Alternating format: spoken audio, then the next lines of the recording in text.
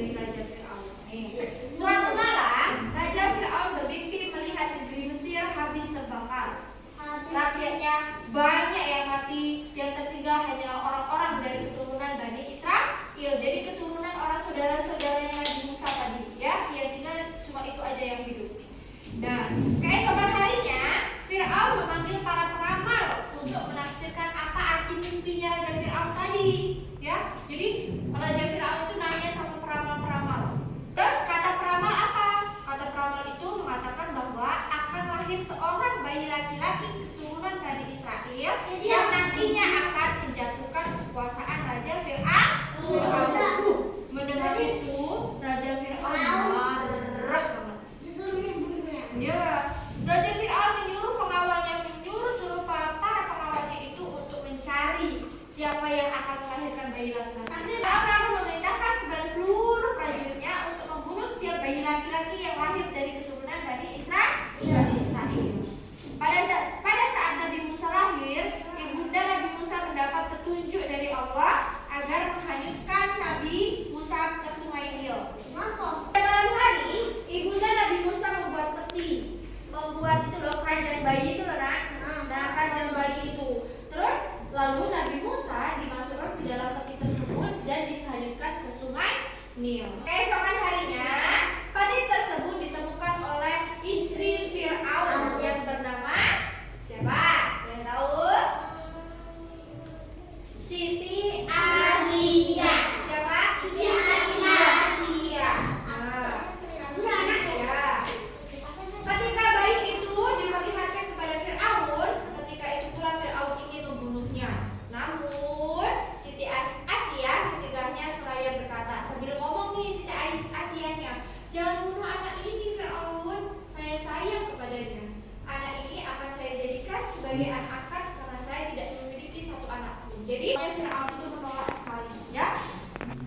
Nah, pada saat istrinya ngomong kayak gitu, Fir'aun tidak bisa berbuat banyak. Akhirnya ia mengizinkan istrinya untuk memelihara Nabi Musa. Jadi Nabi Musa dirawat oleh istri Raja Fir'aun. Selanjutnya, sementara itu ibunda Musa sangat khawatir akan keadaan anaknya. Beliau menyuruh anak perempuannya yang bernama Maryam untuk mencari tahu keberadaan Nabi Musa. Akhirnya sampai kabar kepada ibunya Nabi Musa bahwa bayi itu telah diangkat oleh istri Fir'aun. Dan tersiar kabar juga bahwa Fir'aun sama istri tadi itu nyari ibu untuk menyusui Nabi Musa. Jadi Fir'aun dan istrinya mencari ibu susu untuk Nabi Musa. Ibu susu itu ibu yang menyusui, yang bisa menyusui Nabi Musa. Dari sekian banyak itu ya, ibu Nabi Musa ada di situ. Dari sekian banyak orang yang mendaftar, tapi Nabi Musa tidak mau meminum susu siapapun.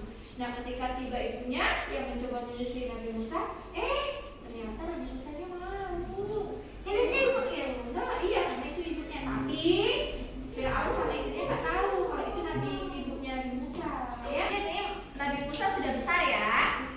Pada suatu hari, ketika sedang berjalan-jalan, Nabi Musa melihat perkelahian antara kaum dari Bani Israel dan orang Mesir. Nabi Musa bermaksud melerai perkelahian itu, namun tanpa sengaja memukul orang Mesir tadi hingga meninggal dunia. Padahal niatnya Nabi Musa itu hanya ingin menolong kaum Bani Israel. Terus Nabi Musa menyesali perbuatannya dan segera memohon ampun kepada Allah. Perbuatan Nabi Musa itu diketahui oleh Fir'aun dan dia memerintahkan para pengawalnya untuk menangkap Nabi Musa. Bahkan seorang bangsawan Mesir mencarinya dan hendak membunuh Nabi Musa. Nabi Musa ketakutan. Beliau lari menyelamatkan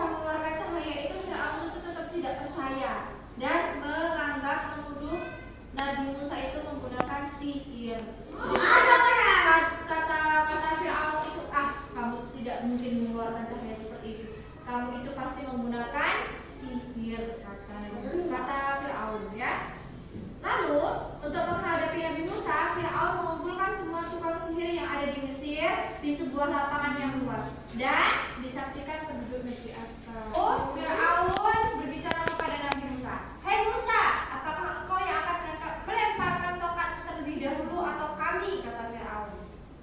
Kata tukang sihirnya juga. Jadi tukang sihirnya itu mau menyerang Nabi Musa. Nabi Musa pun menjawab, "Silakan kalian terlebih dahulu," katanya. Kata Nabi Musa itu santai sekali, "Silakan kalian terlebih dahulu," kata Nabi Musa.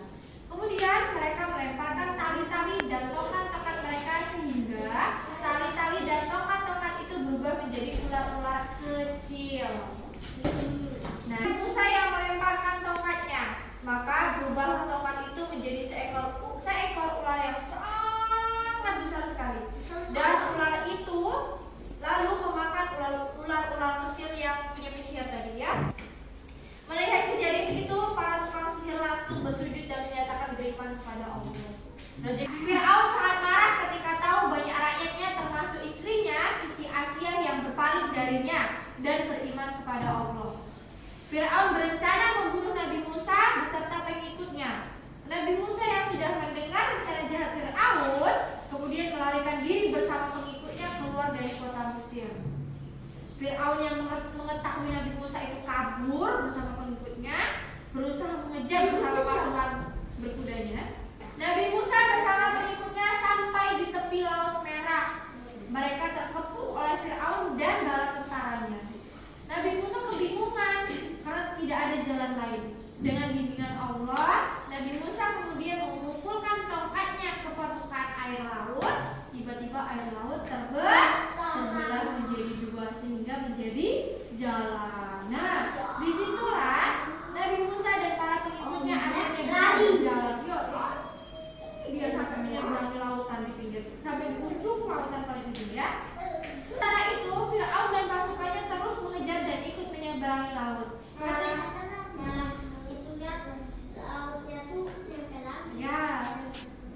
Ketika sampai di tengah laut, tiba-tiba air laut kembali menyatu dan binasalah Firaun bersama pasukannya. Jadi waktu Firaun dan pasukannya itu jalan mengikuti Nabi Musa, tiba-tiba air lautnya kembali menyambung, kembali nutup lagi. Sehingga waktu di tengah-tengah, Raja Firaun bersama pasukannya, lautnya penuh.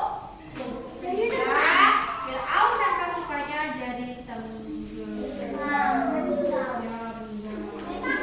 Allah Subhanahu wa taala dalam surat Al-Baqarah ayat 50. Ingatlah ketika kami belah air laut merah untuk meneruskan perjalanan kamu, maka kami lepas kamu dengan selamat dan kami tenggelamkan keluarga Firaun sedang kamu melihat terjadinya peristiwa itu. Jadi gitu, selesai ceritanya.